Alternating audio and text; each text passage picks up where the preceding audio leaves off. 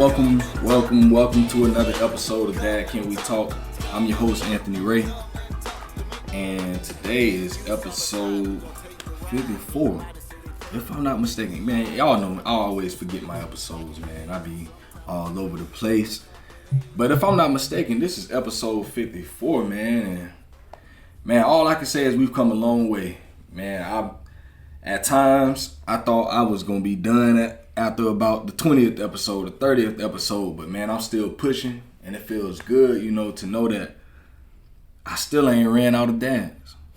And when I first started this, I told y'all, man, that I got dad on top of dad on top of dad. So many great dads around my community, man. So many great dads that I've met over the last year and a half.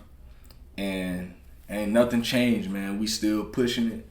We still here, man. So Dad Can We Talk is still out here, man. For all my listeners and my supporters, I want to just say I appreciate y'all. I thank y'all for everything that y'all do, man. For supporting the podcast, for buying the shirts, for always just continuing to push Dad Can We Talk, man. Because we are creating a community, and all I can say is it's beautiful, man. It's beautiful to see so many dads still encouraged, continuing to do what they do day in and day out. So for all my dads out there, man, y'all keep doing what y'all doing. But today, I got a man here that I met a few months back, man. We did a live podcast over at Swamp City at the Tri-County Music Summit. And he just popped up out of nowhere, honestly, man. We were just having a conversation. And he just popped up and was like, "Hey, can I talk?" I was like, "Yeah." And he got on the mic, man, and we went in, man. It was good. It was great that night. And I told myself, I got to get these dudes on the podcast. So he's the first one from that night that is coming on to bless the podcast. And I couldn't wait to get him on here, man, because he seems like an interesting guy. I know he has some real wisdom. He has a few children, so yeah. I know it's some stuff that I can learn from this man. And y'all know I always say the same stuff, man. This podcast for me is something that blesses me. It ain't, I put it out there for y'all, but more than anything, this podcast is for me to learn. I'm all about learning from guys that know more than me, that have different experiences from me.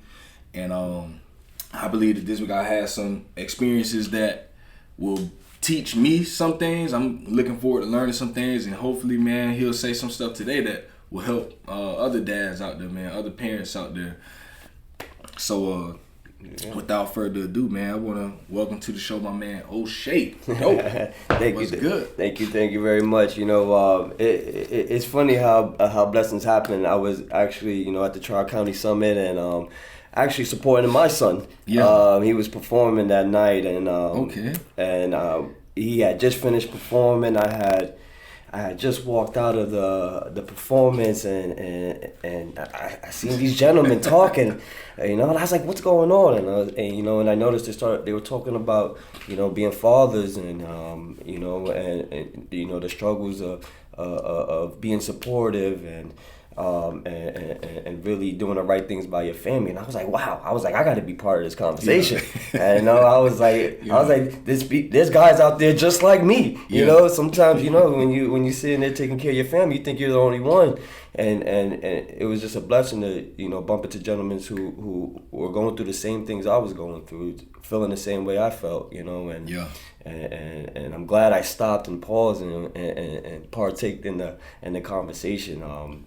Because we're out there, and I know we look at social media, and a lot of people put men down and baby fathers down, and they call us all kinds of names, but there's actually good men out there. Straight up. And we got a lot of them, and this gentleman here that Can We Talk, he's finding us. Yeah. And the biggest thing is not only just finding us, he's he's bringing us together, and sometimes when you find that purpose, when you find your purpose, life changes. Yeah. Blessings start happening, because then you figure out what you really put on this earth to do, and it's a good feeling, Straight up. So definitely thank you for having me on the show. I really appreciate it, and here to talk a little bit about some of the things us fathers go through, us husbands and baby fathers at that too, life isn't easy for us. Yeah. There's one thing I really want to talk about, before I even go into, some of the things I know. We talk a lot about the dads being there, but I've been through a lot in life. One of the things me and my mother was talking about, and it's kind of going a little bit left, and then we'll bring it right again. Separation from your mother. A lot of fathers talk about boys shouldn't be raised without their fathers, which is very true. And a lot of guys think they could just take care of their kids themselves, and but it's two parents to take care of kids. I was separated from my mother when I was young, not by choice, and not that my mother's a bad person. She's a wonderful person. She just had me at a young age. Mm-hmm. But one thing I lost was love. That love, that feeling, that nurture, that compassion. I struggled with that for a long time because my parents were separated at a young age, and I kind of went back and forth between my mother and my father. I spent a lot of time with my dad, and here I am with a dad who I don't want to kick him down and all, but he wasn't taught right when he was growing up. So he was teaching me what he knew, and it wasn't the best things, and I was sitting there searching for this love, and and I was lost. I wound up getting lost, being with my father. So fathers, don't think it's just about you taking your sons away from the mother to show them how to be a man. Us young men, or boys, little boys, we need both parents in our lives. It's not just one way. The mothers did to nurture the child, and the fathers did to direct, and hope and teach the young man how to become a man. So it's both parents. Mm-hmm. So separation from your mother is hard. Even my mother still, she even talks to me and she regrets it all, and I tell her, don't take the blame for it. You were young. Had me when you were 17 years old. Yeah. Your mother had you when you was 15 years old. What were you taught? So now that I'm older, now I get it. Now I understand. But I got in a lot of trouble because of I didn't have my mother there with me. And then when she wanted me, when I was old enough, I was already kind of shot out. Yeah. I was like, I didn't know what love felt like. So even when love was coming around, she was like, I love you, baby. Let me take care of you. And I was like, no, I'm a man. Yeah. When I was really a little boy trying to, really trying to figure life out. Mm-hmm. Fathers, let the mothers be mothers, and vice versa. Mothers, let the fathers be fathers. Whether you're together or not, it's not fair that you put a child in between both of you guys when this one child needs both of you guys to help support and develop them to become the man, or even the lady. Yeah, that they need to be. Not even sons. A lot of fathers always quick to grab their sons. How about your daughters? Yeah, that's real. How about your daughters? They need to know what a king is, a real king. Mm-hmm. Because then they get lost. That's separation from fathers. Now you have a young lady in here trying to figure out life and looking for some kind of guidance from another man. And it might not be the right man for her because she doesn't know what a real man does. For her, a real man is absent. Because you're not being there for your daughter. So she's going out there trying to just find some random dude, and then she's heartbroken, and then next thing you know, she's having kids, and then he's running out on her, and then she's having multiple baby fathers. All this stuff is part of, part of the struggles that what goes on. Be there for your daughters, fathers. That's you right. have to be there for your daughters. Y'all all out here talking about thoughts, and and people shaking their butts and all this stuff, Don't talk to me about thoughts. Raise your daughters. Straight up. That's real. So your daughter won't be the one that other men will be talking about in the near future. That's real. And it's so good that you talk about that because it's kind of like you already knew. Because my first question usually is always, I want people to talk about their relationship with their dad and how that relationship influenced them into being, who they are today. And you went right into that, man. That's perfect, and that's so true, man. And that's one thing that I always try to make sure that I mention with this podcast. I don't want women to think that we think that they're nothing. I never want to make it like, oh well, a child only needs the dad. Like, no. And I had to tell one guy that before. He was like, yeah, we're gonna go in on these moms, and I'm like, nah, that ain't really what it's about. I don't want people to think that I think that women don't meet. Man, women are so important to the development of children just as much as a man is. Like, we have to work together to take care of these children because they have something that we don't have, and we have something that they don't have, and that's the way that God created. Absolutely. He created us with those voids within us so that we could work together. It was always meant to be like that. And I think when you talked about that separation, when a child is separated from mom or separated from dad, man, that child is missing something. And at the end of the day, they're going to be the ones that miss out. Yeah. They're going to be the ones that lose. So I always want to encourage men or women, work together for these children. If for anything else, put your differences aside. Work together for that child because they need both of us, man. And so it's sad, that so many children are suffering because of that, that they don't have mom or they don't have dad, and it's sad, man. And they literally they need us. But I seen a post that you put up on Facebook.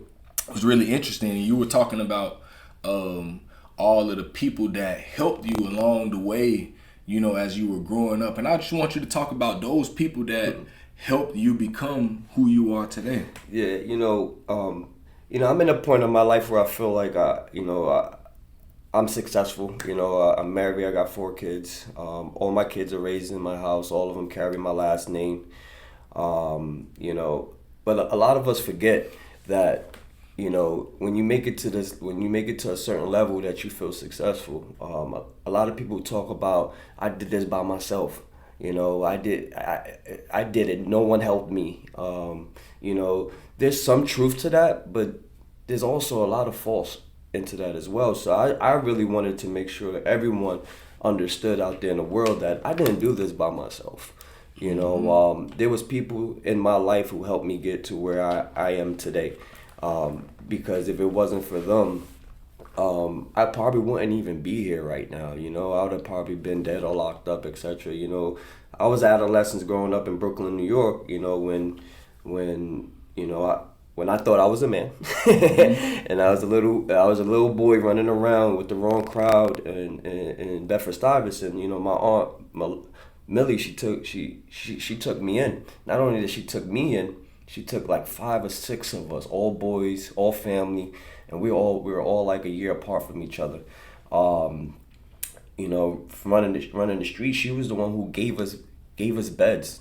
She bought cots for us, and we slept in the same room together. She made sure when she got her food stamps, she put food in the fridge, and we ate dinner every single night. Yeah. She was there when everyone else didn't want us. When everyone else was turning their back on us because they couldn't handle it. They couldn't handle the boys, We filled with testosterone, Our chest was popping out. We were into girls. We wanted to smoke weed and drink and party and stuff like that. Moms don't want to deal with that kind of, stuff. So, Millie was really there for us, through the worst time of our adolescent stage of the majority of the boys in the family, and that wasn't easy for her because she was 21 years old. And there, again, there was separation from the mother, like my aunt, and my uncles, where I was born in the middle of my aunts and uncles. I got aunts younger than me and an uncle younger than me from my grandmother, not from my grandfather. Yeah. So when my mother was having babies, my grandmother was still having babies. Dang. My grandmother put her oldest kids, in their own apartment, and they grew up without their mother. she was in their life, but that separation piece was still there. So and then it just trickled down, to the rest of us, the younger youth. And Millie was really trying to be the mother figure to all of us, but she didn't know. And there was a lot of wrong going on in the house, but there was a lot of love as well. So I just want to say thank you for her, for having all of us boys in that house. That wasn't easy. A lot of fun. We had a lot of fun. Don't get me wrong. Don't get me wrong. A lot of fun, but there was a lot of things that she needed help with, and that wasn't easy for her. We're trying to deal with 5, 6, 7 boys in one 3-bedroom apartment in Brooklyn, New York.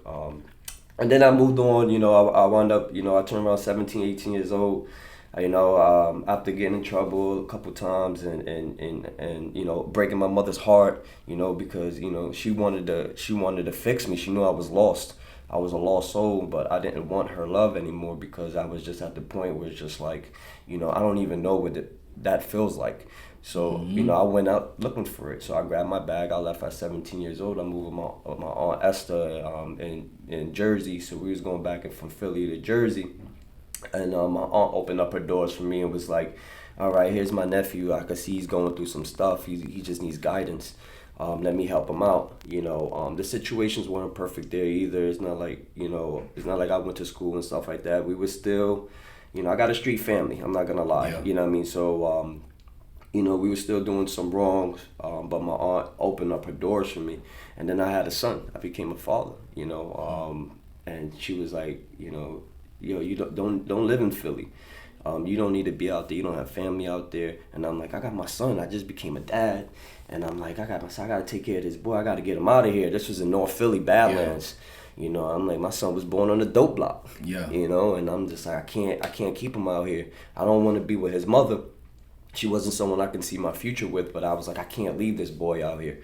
So my aunt opened up the doors. I moved with my aunt. I was staying in a matchbox bedroom in her basement, man. And I had my son. My son's calling me mommy because again, trickle effect. I took my son from his mother. Again, separation from the mother.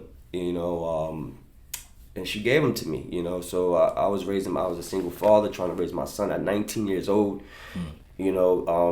Working. I was working at Babies R Us. I ain't gonna lie, I was stealing everything from Babies R Us. But I needed it. I needed the Pampers. I needed the milk. I needed the clothes. I was clocking in. I was like, I need it. This is a struggle right now. I'm trying to figure out life. I'm like, his mother's not really in his life. Yeah. But my aunt was there for me. She opened up her doors for me, and that's when I met my wife. I met my wife. She was, she seen my son. She fell in love with him, and she wanted to be part of his life as well. So my aunt put me on. I got my own little apartment, and I continued to move forward. And from there, me and my wife, we started to, a couple years later, she got pregnant with my daughter. And I wound up moving to Atlanta, Georgia. So I was like, I called my cousin up. My cousin was staying with me and Millie in New York, so he wound up moving back to Atlanta. So I was like, yo, cousin, my wife was, my girlfriend at the time. So I'm like, she's pregnant. This is my second child. I don't know what I'm gonna do. I was like, I want to really go out there and I want to have our baby together. I don't want people to tell us how we're gonna raise our kids and what we're gonna do, and so he told me to come down. I went down with my cousin. I stayed with him for it was probably like 30 to 45 days. I had 2 jobs. I had my own apartment. I remember walking in the house one day. I'm like, yo, cuz, I'm ready to go. I got an apartment. He's like, what? I was like, I'm ready to go. I got an apartment. He was like, bro, you don't have to leave yet. It's only been like 30 days.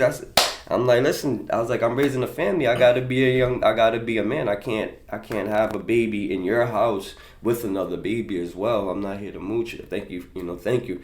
He gave me a big hug, and he was like, I've never seen anyone do something like this. You just come in here and really take advantage in a positive way and to move forward. And I was like, listen, I want to do the right thing. I don't want my kids to struggle the way I struggle.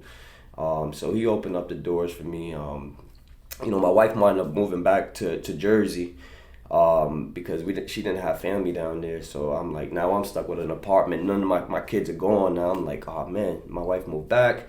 So she moved back with her dad.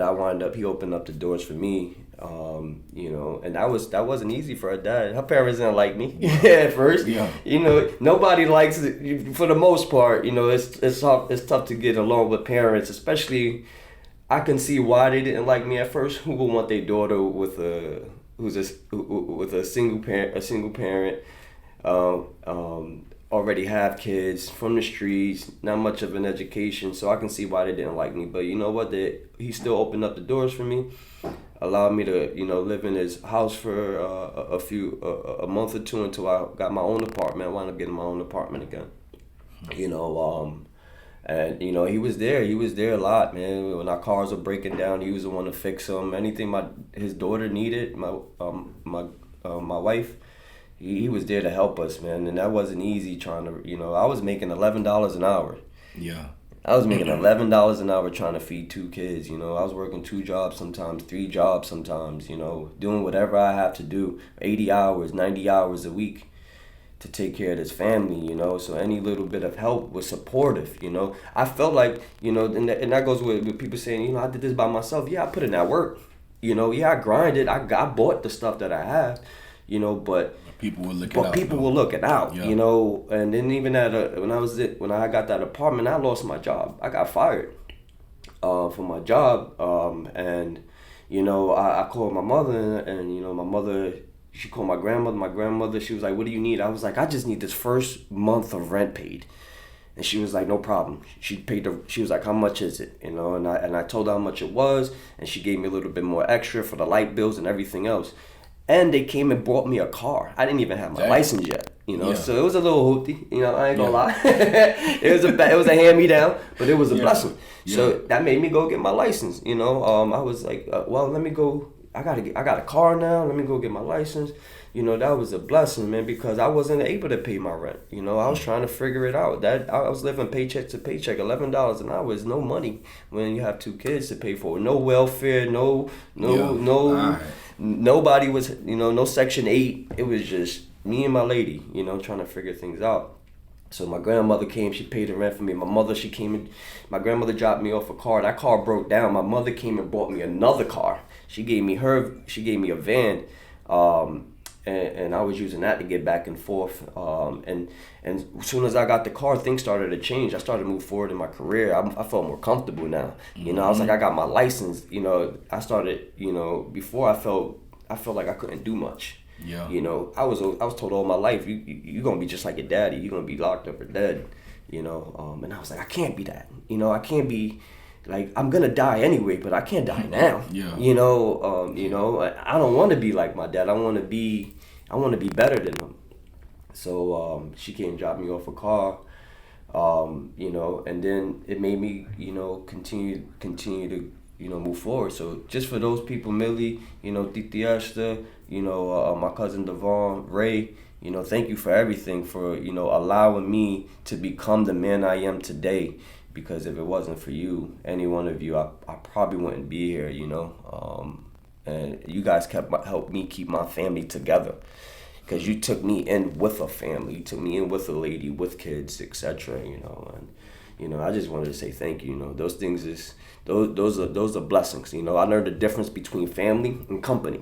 I think that's what I put on the post there too. Yeah. A lot of people, we're related, but you guys are just here for company. You guys want to, just get, hang out and drink and smoke and then that's it. I'm like, but there's people in our lives who want us to move forward, who want us to have the things that we really want in life. And you got to recognize who those people are and really, take in the support, That's real. And thank them for the support as well. Because, I didn't do it by myself. My lady helped me out a lot.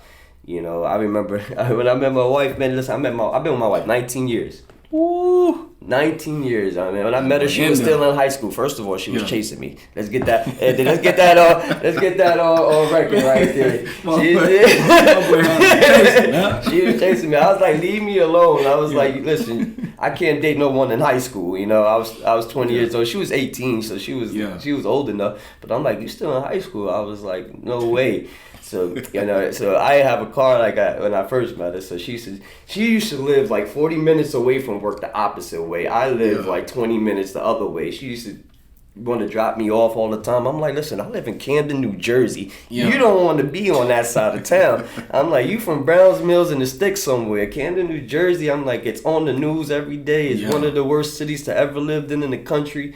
And I'm like, she was, you know, she was on it, man. So eventually she wound up graduating high school, and I was like, all right, we could try to work this out. Yeah. Now that you. But she helped me out so much. She's a strong backbone, man. Educated. She's been a great support system, you know.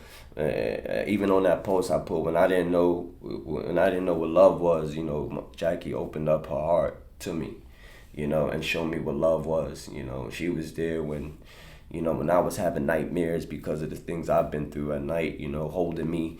You know, I was traumatized as a kid, you know, trauma, you know, 20 years old, trembling in the bed, shaking and stuff like that, you know, and she didn't understand. She was like, why you always shaking in the middle of the night, you know? I was like, there's a lot I've been through that you don't know about, you know, and she was there to hold me and say, it's going to be okay. You don't have to worry about that stuff no more. Mm-hmm. You know, you don't have to dream about that no more. Let's change the way you think. That's not your reality anymore. Mm-hmm. You know, she was there to really help me get through that part of my life, and you know, I really appreciate her for that, because you know, if she wasn't there, who knows where I would have been at, man. Like, I used to shake in the middle of the night, you know. I come from a domestic household, you know, where, you know, the people were fighting every day, you know, and that's trauma. That's a lot of things people don't want to, they don't realize, you know, you go through certain things in life and that affects you in your future. So shout out to Jackie. Shout out to all the good women out there, man, that stick by their man's side, you know. Because I love to hear stuff like this, bro. Like, literally, I love to hear these types of stories because, for one, it's so real, you know, and a lot of people don't talk about those things, especially when you've been together and you got into a better place in life.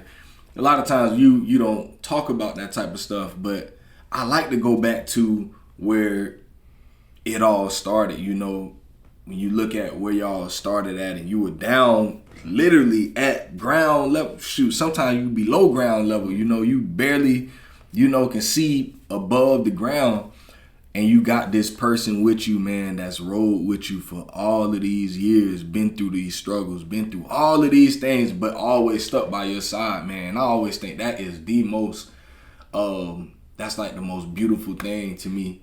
You know, in this life, when you have someone, you know, in the same way, you know, I think I pray to the Lord, boy, I'll have your story, because I met my wife, she was 18, I was 20, you know, so we done been together. I'm 32 now, she's 30, you know, so we've been together since then, and we have that story to where we just, from here, bro, literally we were here, you know, barely got jobs, don't got cars, you know, we were like long distance relationship, everything, bro. But it's like you come to now, you know what, I was 18, I was 2009, so what, 12 years later, and you see where you are now. And it's like we're in so much of a different place 12 years later.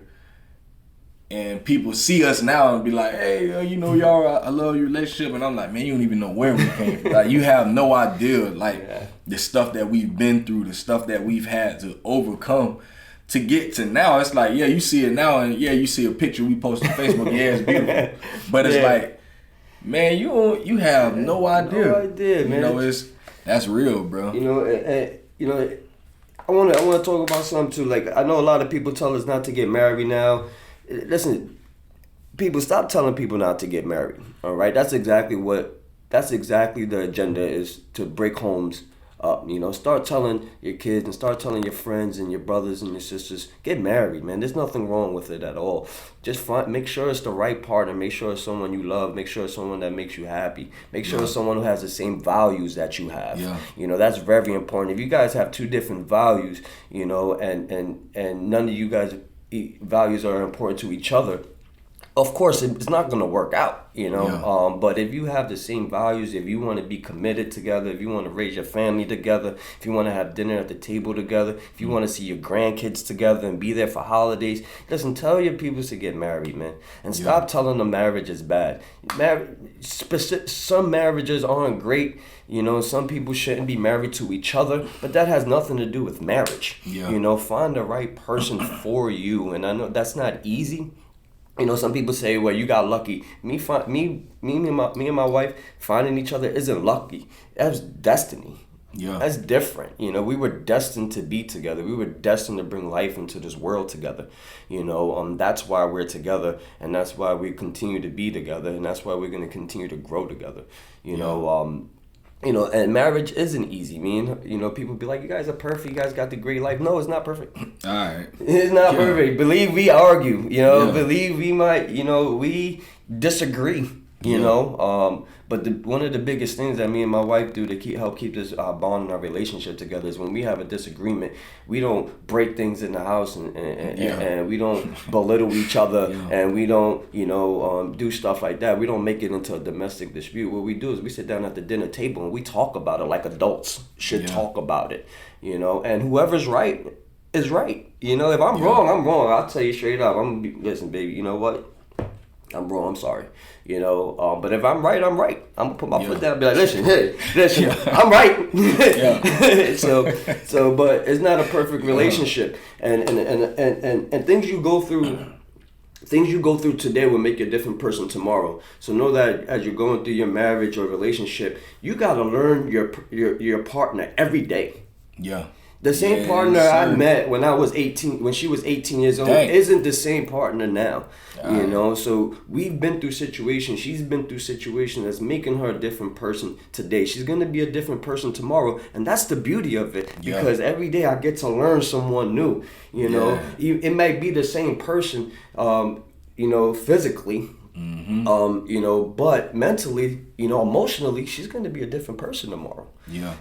So I might have done something that made her look at me differently, and I need to change that, or vice versa. I'm growing and I may have been through something that she might need to change and adjust as well. And as you keep adjusting with your partner, it'll help build your relationship, and that's what makes it fun. Like today, she might like a certain cocktail today, but we go out tomorrow, she might like something new. You know what I mean? Today she might, this might be her favorite dish, but tomorrow her new dish might be, sushi or etc. But that's what makes the relationship fun. Continue to try to learn the person over and over and over again, because you know what? Tomorrow he or she will be a different person. And that helps keep the love fresh, because at times I think a lot of people, when they do get to that point to where they're like, I don't want to be in this relationship no more, and you go through divorce and all that, I think people give up on exactly what you're saying, learning this new person, because we expect for people to always stay the same. So when people start to change, which is natural, it's like, I don't want to deal with that no more.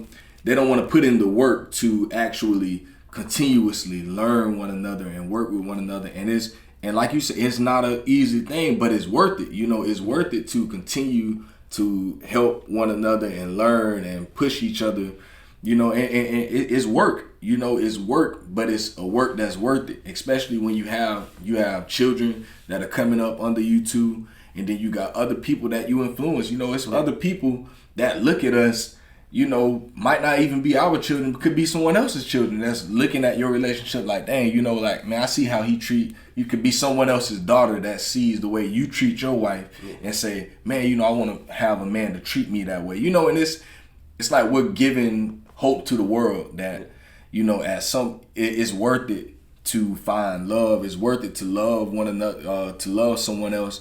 It's worth it, and it's just always being able to learn one another and keep that commitment to one another to say, man, you know what? we're gonna make this thing work. Yeah. We might have disagreed about this, but how can we take this disagreement and make this thing work? How can we compromise with one another and say, you know, how do you feel about it? And I'll tell you how I feel about it. And now, boom, how can we make this thing work together? Absolutely. And that's all marriage is, bro. It sounds so simple, but it's not that simple. But sometimes it can be that simple. Just saying, you know, how can I help? How can I make the situation work? Absolutely. And then you tell the person and you say, well, let me do that.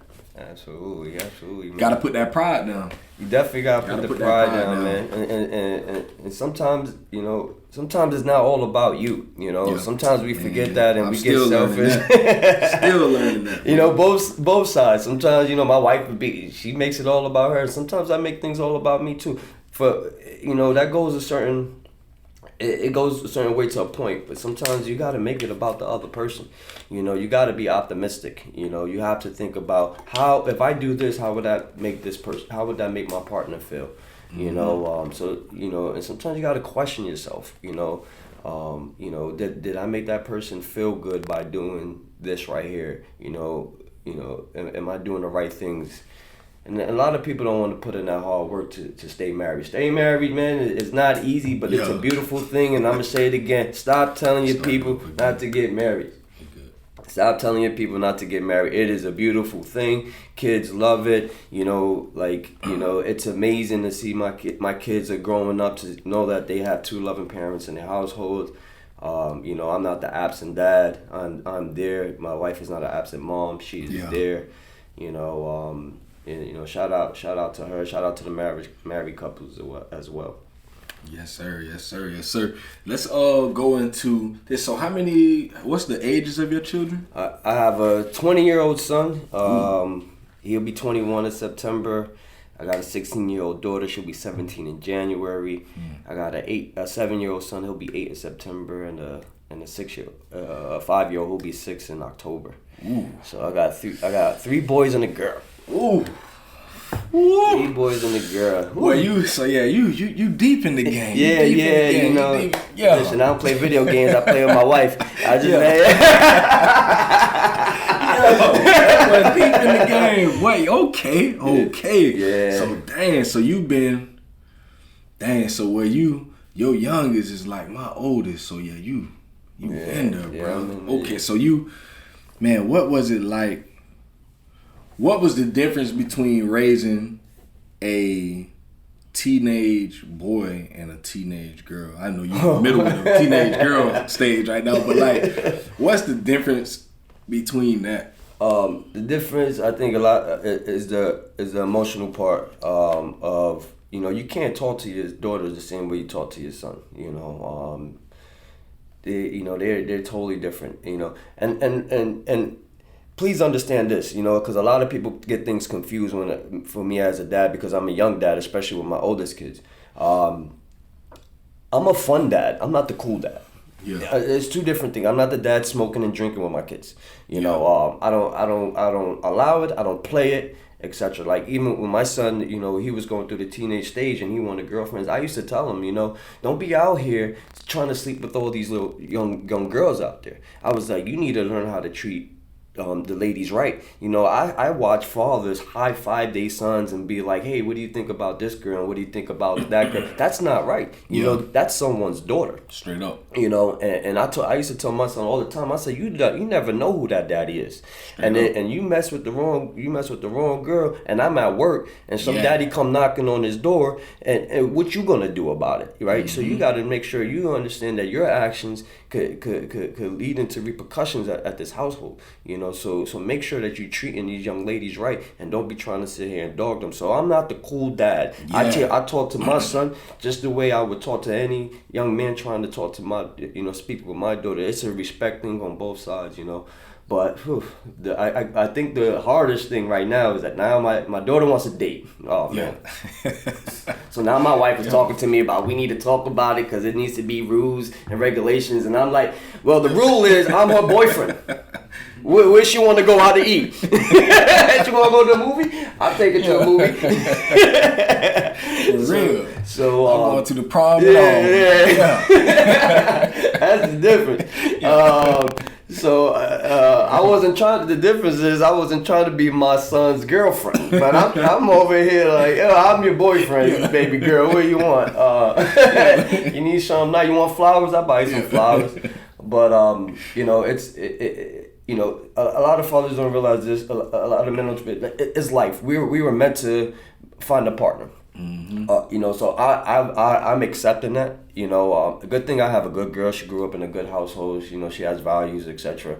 And she knows how a man should treat a lady. So, you know, she just went through something the other day where, you know, someone liked her, and then, you know, he gave her she didn't call him back in 20 minutes, and, you know, I guess he said some stuff, and she went off on him on the phone. It was like, no one talks to me like that, you know. And good for her. Good for her for standing up for herself and says, you know what, you know, I value myself, and you're not gonna speak to me like you think you're gonna speak to me, you know. And she, you know, she told him lose her number, you know. So that's good, and that's what that's being in the house.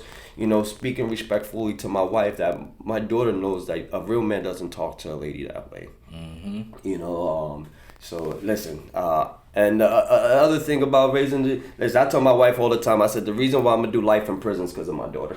I'm like, she's going to be the one. This one I thought it was all over. It's going to be because of her. You know, she's a good girl. She you know, she works. She cheerleads. She brings in good grades. She's a very pretty young lady. You know, she gets a lot of attention. She doesn't really want the attention. You know, she's not twerking on live on the gram and all that other stuff. You know, she's you know, she's a little bougie. She is a little bougie, you know. But it's a good thing. Good thing. It's a good thing, you know. So you know, my son, you know, I'm like I said, you know, I'm not the cool dad. Hey father, stop drinking and smoking with your teenage kids. It's not cool, bro. Yeah. It's not cool, man. Like that's yeah, that part, man. That is not the way. First of all, it's poison. I tell my kids all the time, don't pump your body full of poison. Mm-hmm. You know, as an adult, if you choose to have a cocktail and if you choose to smoke, that's on you. Don't force that stuff on your kids. I hate when I see that stuff on, when I see family members or other people sitting there buying their 18-year-old a bottle of liquor because it's their birthday. And they like, well, in Mexico, they can drink. I don't give a shit what's going on in Mexico. Like, this is like you know, teach your kids that they don't need that kind of stuff in their bodies. You know, it's poison, and what you put in your body is what you're gonna dish out. So, you know, and what you're gonna do when your child wants an alcoholic or a junkie and stuff like that. That stuff isn't cool, man. Like, you know, I'm very big off of that. You know, you know, you can ask my son and everything. He'll be like, nah, my pops do not play that stuff, man. So once he turned 21, he can do what he chooses to. You know, he's at the legal age. I'll talk to him and I'll let him know, like, you know, but parents, stop doing that stuff. It's not cool. Stop smoking weed with your kids just because you say, well, they're either gonna smoke with me or at least I know what they doing. That's the stupidest shit I ever heard in my life. Yeah. You know, so stop promoting that stuff. That might have been cool back in the 60s and 70s and 80s and 90s maybe. But don't do that to your kids, man. That's fine. You know. Straight up. Hey, listen, y'all. That's free game, no? Yeah, I mean, you can take it how you gonna take it. You know, you be offended by it or whatever, but that is the truth, man, because if we're not leading our children in the right way, we can't be mad when they start doing stuff. We have to take responsibility. You know, even for our adult children, you know, it's certain things they gonna do. I mean, do that. I mean, they gonna make their own decisions, but we got to, you know, especially while they're teenagers, you know, teach them the right way to go. Y'all know me. I stand on biblical principles. The Bible tells us, lead your child in the way that he should go. It don't say, it says should. So teach them the way they should go. That don't mean they're going to do that, but at least teach them that. You know, teach your child the right way that they should go. And, you know, then you know you did your job. you know, and I believe that when you teach your child the way that they should go, a lot of times they're gonna still go on that other path, but they know what they should do, and eventually they come back to that, you know, and it's in the back of their mind, you know, and that's just human nature. You know, you go out and you do certain things, and they're gonna be curious about certain things, but teach your kids the right stuff, man. You know, put that right stuff within them so that once they get older, you know, they know what's right. Yeah. It's just bad when they get older and they don't even know which way to go. Yeah. And then they're lost, man. So my man speaking some real stuff there, man. So I pray y'all take heed to that. Yeah, I even tell people when it comes to like certain music, you know, if you like, we was gonna go right there too. Yeah, like so there's music, man. Like I love music. Even my son does music. You know, everything woke. You know, it's a lifestyle. We do music as well. You know, but you know, I was having a conversation because you know some of the music that's out, especially for the young ladies and even the men. You know, that music isn't cool for young men and young ladies. Some people think about it just the girls. You know, but you know. You don't want your sons looking for these kind of women as well. So someone, and I'm gonna bring up. I have nothing against the young lady, but I'm gonna bring it up. You know, Cardi B came up, and then someone was like, "Well, Cardi B says she doesn't make music for the kids. She's not nobody's role model, etc." Right? But you know, I went right in on the moms who was defending her, and I was like, "Well, who is your child's role model?" She was like, I'm my child's role model. I said, but you're listening to the music, right? Mm-hmm. And all of a sudden they got a little quiet, you know. And I was like, so if you're your daughter's role model, as you're saying, not Cardi B, what are you teaching your daughter? You know, so is it okay? Is it cool? Real. And that's real. Like you can't if you're doing the same thing these kids are doing, who are they going to look up to? If you're listening to the same music they listening to, who are they going to look up to? And you talking about you're your children's role model?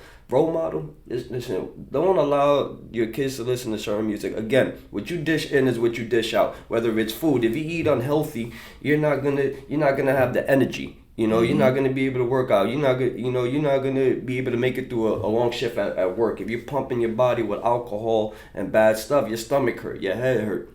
It's bad stuff for you. That's mentally too. You know, there's certain music you listen to. Like sometimes in the working field, people listen to certain music, you know, and it goes hardcore, and you know, people talking about guns and violence, etc.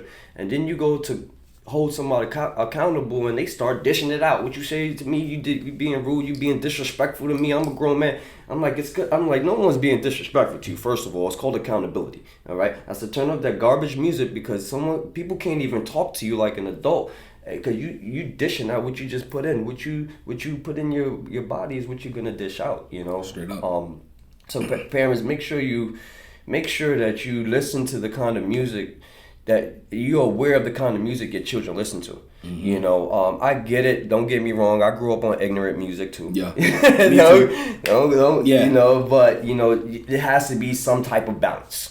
You got to be able to balance it. You got to be able to, you know, talk to them about it. You got to make them understand those are false realities. Your reality is different. You know, these kids are getting tattoos on their faces. You know, and to me, if you got a tattoo on your face, you got life figured out. Like you own your house, you ready to retire, you got the car you want, you raising your kids, or you know, you're financially set. It's the agenda, man. They continue to push the same agenda on our youth over and over and over again, and you got to be able to, you know, talk to your children about it and say that's not right. You know what I mean? You know, even like the pill popping and all that other stuff that's going on. These kids think it's okay. They was dancing to Molly Percocets, and you were dancing to it too, thinking it was cool, listening to them in the car bopping and stuff. And now your kids out there, you know, on drugs. You know, it's the new wave. It may not be coke. It may not be heroin like when we grew up in the 80s, and it might not be crack cocaine like when we grew up in the 80s and 90s. But they're pumping their body with this stuff because this is what they hear. They hear that stuff in the music. Music is the biggest form of communication. Yeah, all right. It's the biggest form of communication. Before radios, before technology and all that stuff, there was music. You know, so like what? Pay attention to what your kids are listening to, and sometimes you got to turn it off and tell them they can't listen to it. Straight up, man. Free game again. You either take it or you leave it. Man, talk to me about everything woke. Everything woke is a lifestyle. You know, me and Words in the Flesh was the founder of Everything Woke. We started off in Hamilton, Trenton, New Jersey. You know, I had a 2-story garage, and I'm big on giving back to the youth in the community. So, you know, I was in Trenton, New Jersey, and I noticed, you know, there were a lot of young men didn't have guidance. You know, Trenton is always on the map for, you know, a lot of violence, etc. So I like to make sure, you know, I help guide people in the right the young men and young women in the right direction so they can be successful. You know, because I understand that, you know, just going to the bus stop is dangerous for you. You know, so I used to set up chess tournaments. At my home, I used to have big barbecues at my home and speak to the young men and the young ladies coming from the inner cities. And it didn't matter if you were white, black, Latino, Asian. It didn't matter if you were gay, if you were straight. None of that mattered. What was important is that bringing the people together. So our values is all about unity. It's all about love, peace, and happiness, prosperity, and respecting people for who people are. You know, it's about everything. Everything woke is not about separation and stuff like that. You know, because now in 2021, even before in 2020 and 2019, and years before that, and even in the future, you know, they always try to segregate us.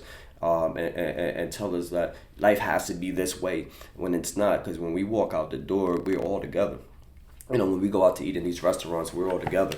You know, there's Asian markets out there. There's Muslim store owners. You know, there's black store owners. You know, there's white people in neighborhoods. We all mixed culture, but you know, you turn on the TV, they make us think we're not together, and you have to be segregated. So everything woke is about bringing people together.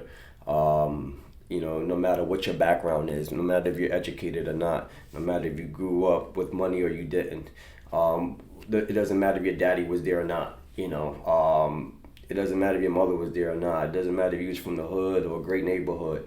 You know, so we really speak about bringing people together. You know, through our music, through our commitment to the people. You know, we use photography. Videography, and you know, it works. You know, we changed a lot of lives. You know, I had people come to me and call me and say, you know, Oshay, you know, you really helped change my life by helping me view things differently. You know, opening my eyes to see what life is really about. You know.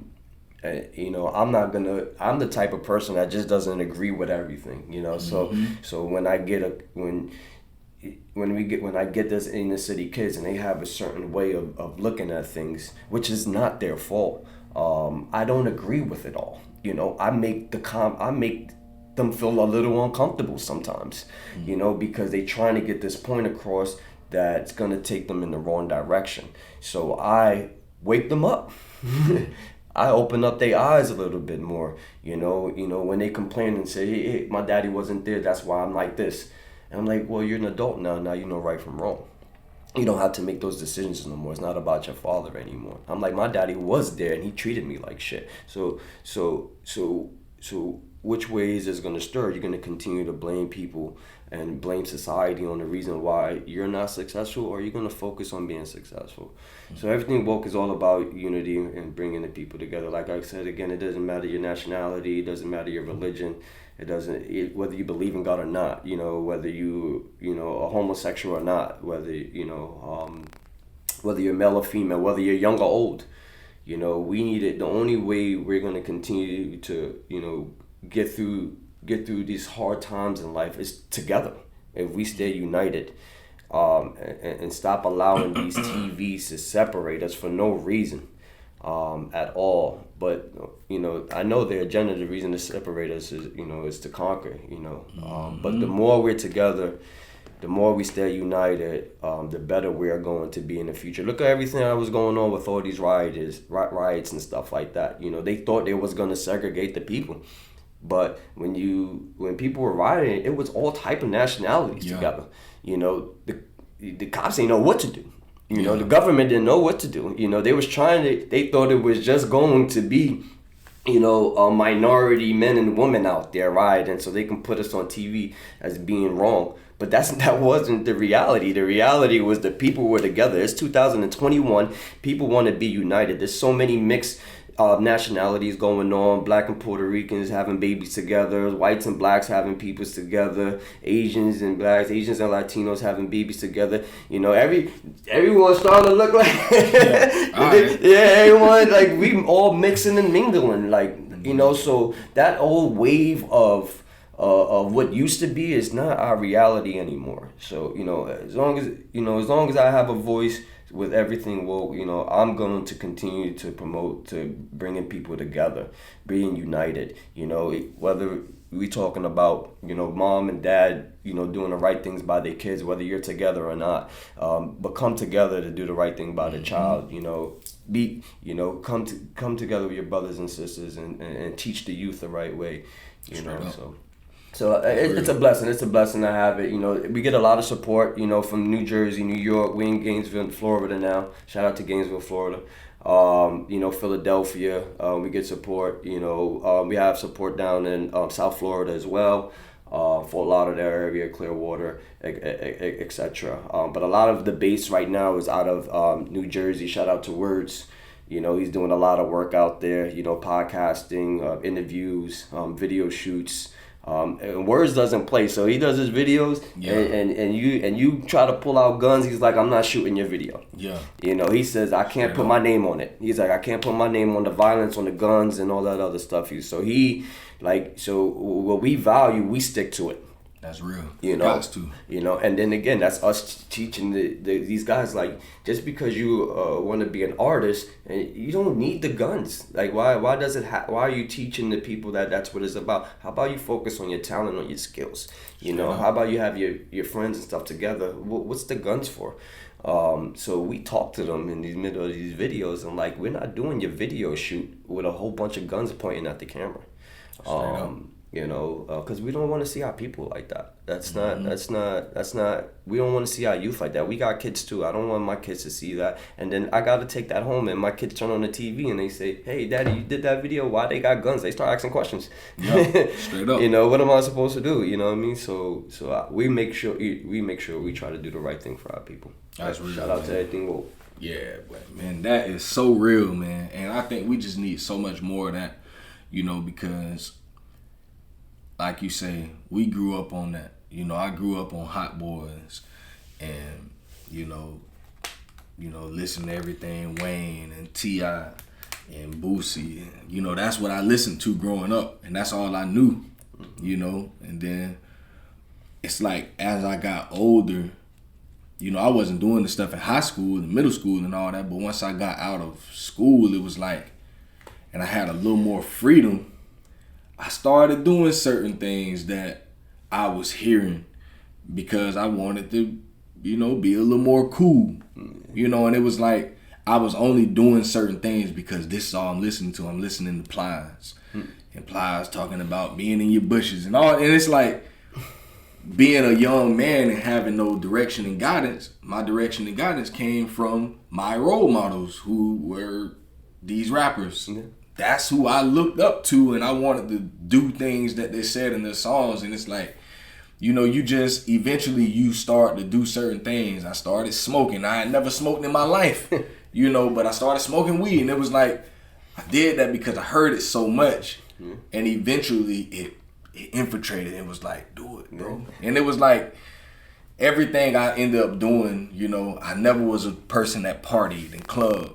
Never was like that until I got a little more freedom after high school, and it was like I'm listening to Gucci Man talking about wasted, and I wanted to be like, oh, all right, cool. I like that, and it was like I started really doing that stuff. You know, even when it came to R&B, you know, listening to, you know, certain music, Pretty Ricky and all that, and I started feeling like I wanted to, you know, go out and start spreading myself around. And it was like I was influenced by what I heard, and eventually I started to do these things, and I started to live those lyrics because I felt like shoot, this is what they do, and they have money and they have success. I started doing those things, man, and I only found myself getting into things that I started doing things that I said I would never do. Yeah. And I had to just find myself, man. And once I started talking 2011, 10 years ago, man, it's when I gave my life to the Lord, and I stopped listening to that stuff. I stopped watching certain things, and it's like my mind changed. My mind was renewed, and I was a different person, just everything I did was different. It was because I stopped intaking all of this poison. And I said, let me just listen to different things. Let me get around different people, get around a different crowd. I want to hear different things. It was like all of that stuff that I was hearing influenced me to do certain things. And it's like people would say, well, it's only entertainment. You shouldn't be doing it. It's like, yeah, of course we shouldn't. But when you're a young man, a young woman, and you see certain things over and over and over and over, eventually you're going to start to do it. Absolutely. I mean, that's just...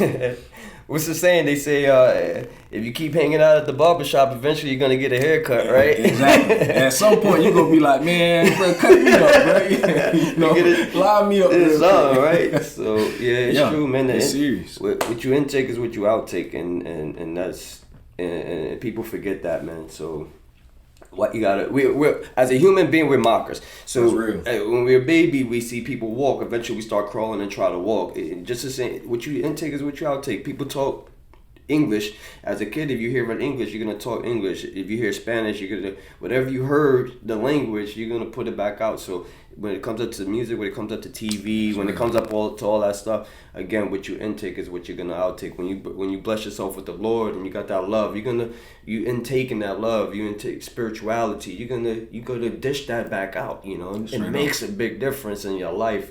The food. Again, I'm talking about the food. Food's very important. Food is very important. That McDonald's stuff, that fast food stuff. Stop pumping your body with that stuff, man. It's not good for you. I know they put it on TV. You see McDonald's commercials everywhere, Wendy's commercials everywhere. It's not real food. Stop. That's why you don't feel good. Sometimes you wake up and you're gonna go to the doctor feeds you with pills and medicine instead of asking, hey, what did you eat last night? Well, I had a Big Mac at 12 o'clock in the morning. Well, that's why you feel weak. That's why your cholesterol is high. That's why you're tired all the time, because you're eating these bad foods. And speaking of fast food, I'm a father too. I'm gonna go kind of piggyback on as a father. Listen, when your lady's pregnant and she's holding your baby, stop allowing her to eat that fast food, man. That all that hormones in that food, that's affecting these kids. These kids are being born with cancer. Kids are being born with cancer, man. Like that. Why is that happening, man? It's what is your lady intaking? What is she putting in her body? What is she feeding that baby? While that baby is developing and growing, those hormones, those steroids. That's why you get these kids that are 5'2" with a size 13 shoe. Yeah. That's why you get some of these things, because this hormones, this food isn't good for you, man. Make sure that you're doing the right thing and feeding your lady the good stuff, man. Throw some chicken on the grill for her. Yeah. Cook. If you don't know how to cook, take it to your mama. Yeah. She need to get her the collard greens, get her the, get her the roast. If you eat pork, I don't eat pork, but if you eat pork, get her the good stuff, get her the good beef, the fish, all that. Again, the intake, man, very, very, very important, man. When my lady, when my oldest son, he struggled when he was born, but his mother was eating the Chinese food from the corner stores and all that stuff. I seen it, I seen it with my own eyes. And my baby struggled because she wanted that Chinese food from the corner. She wanted that McDonald's and Burger King all the time instead of eating the real food. When I started having kids with my wife, I was like, my kids aren't gonna go through this, and I was cooking for her fish and rice and vegetables and getting her high protein, less sodium, and she had 3 healthy, strong babies. It makes a difference, people. So stop intaking this bad stuff, whether it's mental, physical, whether it's food, whether it's TV, music, etc. That's real, man. I got one more for you, man. If you could talk to the 18-year-old Oshay, what would you, if knowing everything you know right now, man, if you can go back and talk to that young man and give him one piece of advice, what would you tell him? What would you say to him? love yourself. Yeah. You know, you could never, 18-year-old Oshay 18-year-old didn't know what real love was. So if I can go back to the 18-year-old Oshay, I would tell him to learn how to love yourself, because you have a bright future. You're an intelligent young man.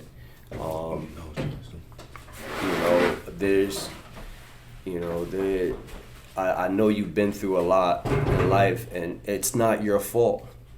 Everything you've been through as a child, it wasn't your fault. You didn't have control over it. But things are gonna be better in the future, man. And once you love yourself, you'll learn how to love others. Straight up, man. Hey, that's some good stuff, man. We've hit so many things on today, man, and I just want to say, man, this right here was good. Like I said, I think I knew during this it was gonna be something that I would be able to learn. I just felt like I got something out of this, just really things that I think I can take back, especially on relationships and marriage and all of that stuff, man. Good stuff. And I just think that's what this is about, man.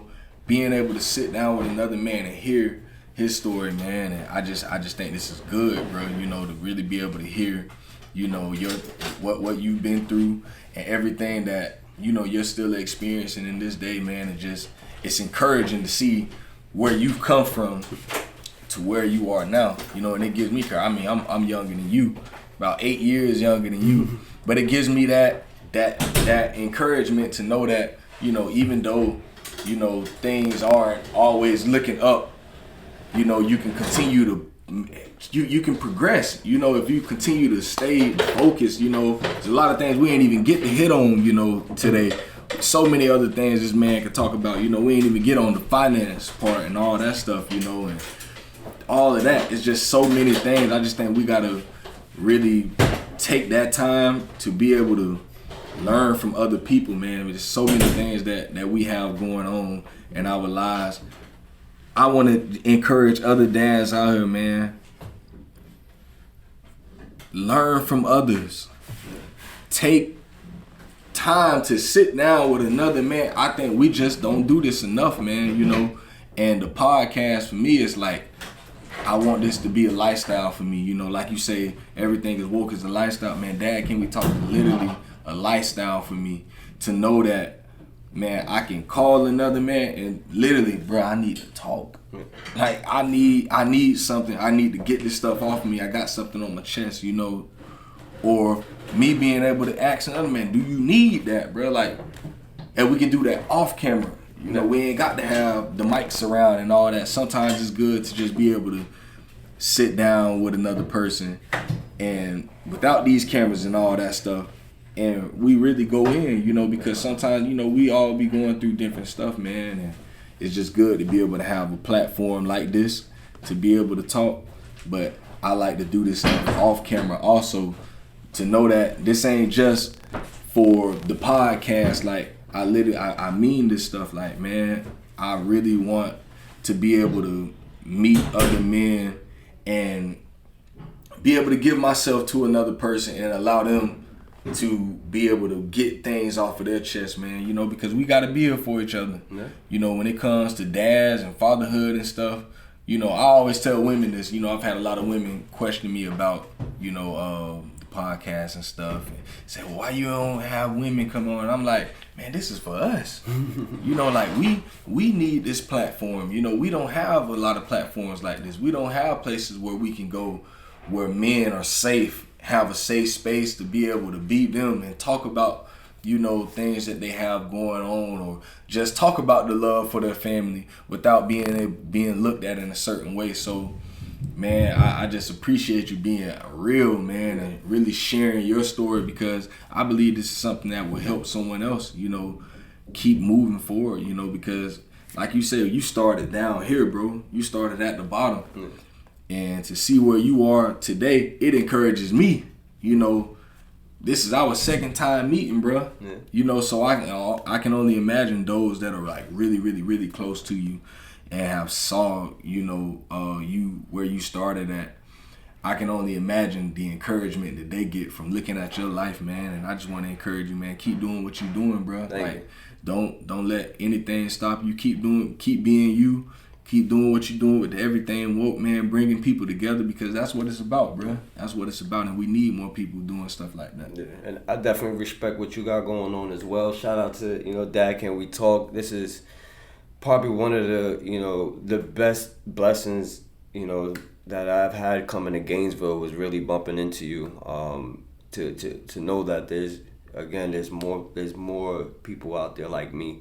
There's nothing like working hard every day and feel like it's just you out there. You're the only one who's going through this stuff. So thank you for bringing us men together and us fathers together, and so we can express ourselves, and like you said, let it out. We need to let it out. We need to be able to come together as men. It's not always about just watching the basketball game together or football game together or having a beer together. This is very important. So this is true meaning of unity right here. Straight up. So shout out to Dad. Dad, Can We Talk? Follow him on Instagram, Facebook, all that, all that good stuff, all platforms. Thank you for inviting everything woke to the table. Hopefully we can have more discussions and conversations. Got to. Like if you like doing this off camera, I'm always around. You know what I mean? So even if it's just hanging out at the park and just chilling and talking, like I'm always down for that stuff. So straight up. Thank you very much. It's a blessing, man. Oh yeah. Definitely, man. Well, y'all know what we about, man. Dad, Can We Talk? We still keeping it pumping. Man, we got more for y'all coming next week. I got my man, I can't think of his name, but he coming on next week. I can't think of my dog's name, but he coming next week. I got another dad next week, and then the week after that, we got the Hebrew Roundtable coming up. Man, we will be sitting down, and we're going to be talking about some real issues. This is going to be in 2 weeks, man. Y'all be looking forward to this, man, because there's so much stuff going on in our city, so much stuff going on in the world, in the nation. Man, we are going to be talking about our nation, this nation of Israel, man. We're going to be talking about that, and we're going to be going in. We're going to be talking all fatherhood, we talking family, we talking marriage, we talking youth violence, we talking all that, man, and we're gonna shed some light on some things, man. So y'all be looking forward to that. We got it coming, and I'm gonna be with the brothers. It's gonna be all of them, and we gonna be we getting it in, man. So in 2 weeks, I think that's the 25th. That might be next weekend. That really might be next weekend. I gotta look at my calendar, but I think that's next Sunday. We're gonna be getting it in, so y'all please stay tuned for that, man. And I do want to do this. If anybody hear this, and I'm gonna make a post about this later this week. But if you want to be at the table, we're having a round table discussion. If you want to be at the table, let me know. I'm sending an open invitation.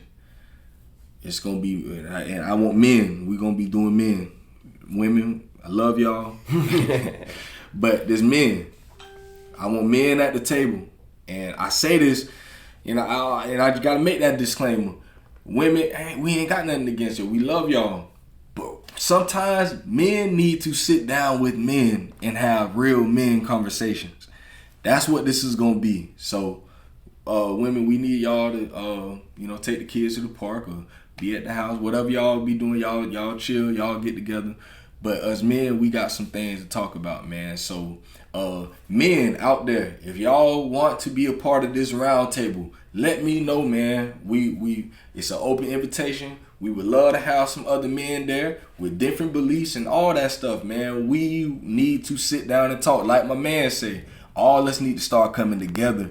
We need to find out what's going on, especially in Gainesville, because there's been, man, my homeboy just buried his 12-year-old son yesterday.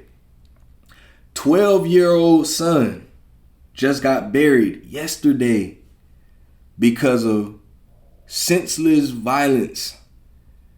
Somebody pulled up to a party. Kids pulled up. It was I think a 13-year-old young man pulled up to a birthday party him and some friends, and they shot up a party. And one of my friends, his 12 or 13-year-old son got killed that night at this party. This happened a few weeks ago. We got to come together as men in this city, and we need to talk. You know, so it's an open invitation to men. We got to sit down and talk. We got some stuff we need to talk about. So, yeah, y'all be looking for it. I will be making a post about that like either today or like tomorrow. But we finna get it in next week, man, because I don't think we got, it's too much stuff happening.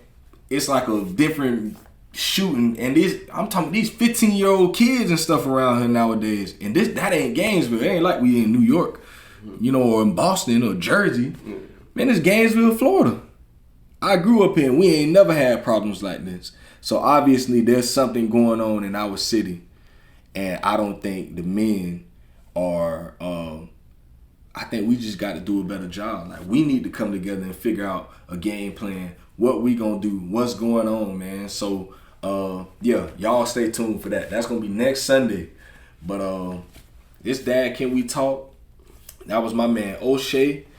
Everything woke, and we in here, man. You know, this ain't something that just gonna be sometimes. You know, we ain't stopping with this. I got a whole lineup of dads still to come. So yeah, we ain't done yet, man. So yeah, it's Dad Can We Talk. We out here.